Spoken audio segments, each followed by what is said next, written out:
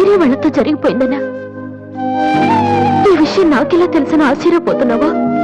ఇంట్లో అందరూ నీ ప్రోగ్రాం చూసాం, కానీ నేను తేజ టీవీలో నువ్వు దివ్యతో మాట్లాడింది చూశాను. ఎందుకన్నయ్య ఇలా చేశావు? నేను ప్రేమించిన విషయం నీతో మనసు విప్పి చెప్పాను, కానీ నువ్వు నాతో ఏం చెప్పలేదు.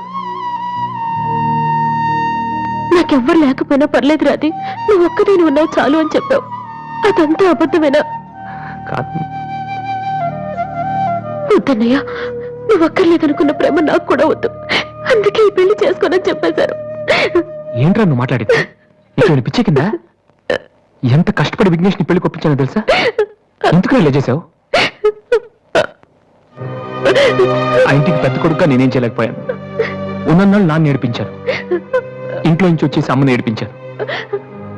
కనీసం నిన్నే సుఖ పెడదాం అనుకుంటే చివరికి నిన్ను కూడా ఏడిపిస్తున్నాను. నేనేం సాధించడం కోసం ఇదంతా చేశానో నాకే తెలియట్లేదు రాదు. I'm a failure. I'm a failure.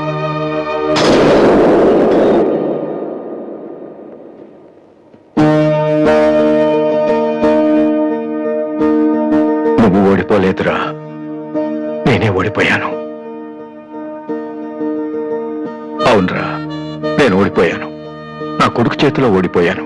ఈ రోజు నీ ప్రోగ్రాంకి జనం కొట్టిన చప్పట్లు పిల్లల మనసులో ఏముందో తెలుసుకోలేని అలాంటి ప్రతి తండ్రికి చెంపదెబ్బ కొట్టినట్టు తగిలాయి. నాన్న, అయినా నాకు బాధగా లేదురా, గర్వంగా ఉంది. ఒకప్పుడు తండ్రికి భవిష్యత్తుకి భయపడిన వాడు జీవితంలో పైకి రాలేడని నిన్ను తిట్టాను. కానీ ఇప్పుడు చెప్తున్నాను, తండ్రిని గౌరవించేవాడు, భవిష్యత్తును ప్రేమించేవాడు మాత్రమే సక్సెస్ అవుతాడు. You are not a failure, you are great. నాన్న, నీకు మా మీద ఉంది కోపం కాదు, మేమేమైపోతామనే భయం. అది మాకు తెలుసు. మేము కూడా మిమ్మల్ని కావాలని బాధ పెట్టాం. ఎందుకంటే మీ పిల్లల్ని మీరు ఎంత ప్రేమిస్తున్నారు, తల్లిదండ్రులను అంతగా గౌరవిస్తాం. తప్పెవరిది కాదు, పరిస్థితులది. కానీ ఒక్కటి మాత్రం నిజం నాన్న, మీరంటే నాకు ఇష్టం, చాలా ఇష్టం.